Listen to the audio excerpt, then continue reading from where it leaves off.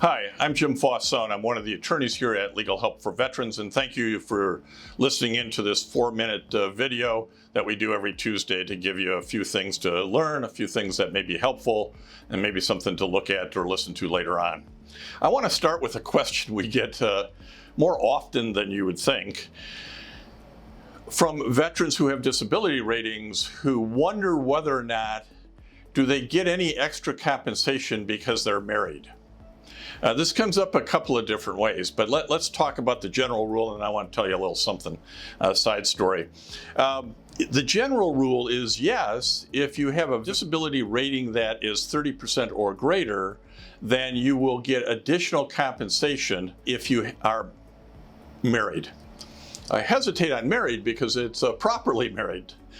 Provable to the VA that you're married. You'll have to at least give them your marriage certificate and certify that you're still married. Well, sometimes we run into folks who are in common law states and say, well, I'm not married, but it's my common law wife. We can work through that as well.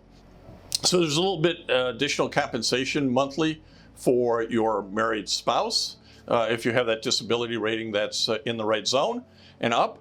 You also get them for dependents as sort of an ancillary question. You get some additional compensation for dependents. So if you're filling out the forms yourself, or you're working with a VSO, or working with Legal Help for Veterans, make sure you tell them, hey, I'm married, I can prove it, do I get anything for it? Once you get divorced, you no longer get the payment. Second issue I want to bring up with you, because we're in Black History Month, is a new group that's out called Black Veterans Empowerment Council. It's a coalition of organizations trying to advance the causes of African American veterans. They're making their voice heard to Congress about some changes that ought to be made at VA and elsewhere, making sure that our African American veterans are treated equally and with enough attention to issues that have been avoided for a lot of years. When you look at VA, they do tremendous research, there's tremendous data, but it's not always broken down into subgroups. So women veterans have been advocating for more money for research issues for women veterans, and this group, the Black Veterans Empowerment Council, is advocating for more money to understand their unique issues as veterans. Because we're in Black History Month, I also wanted to point out a veteransradio.net podcast interview that I did last year with a Navy veteran, great guy, Lieutenant Commander Reuben Keith Green, retired. He wrote a book, and we talked about the book and what Navy life was like for a black man. He was from the South.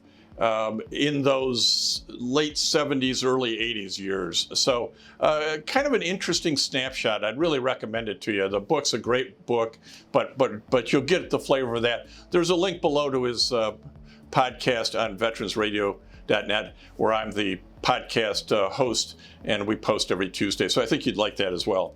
And then finally, I just have a quick moment to tell you about a Medal of Honor recipient. As you know, we're the managers of homeofheroes.com website for Medal of Honor recipients and those who have Silver Stars and other awards of valor. There aren't many guys who get one Medal of Honor, let alone are the recipient of two. And I want to point you to Robert Augustus Sweeney, who's an African American veteran, who's one of the few who has two Medal of Honors. Very interesting story.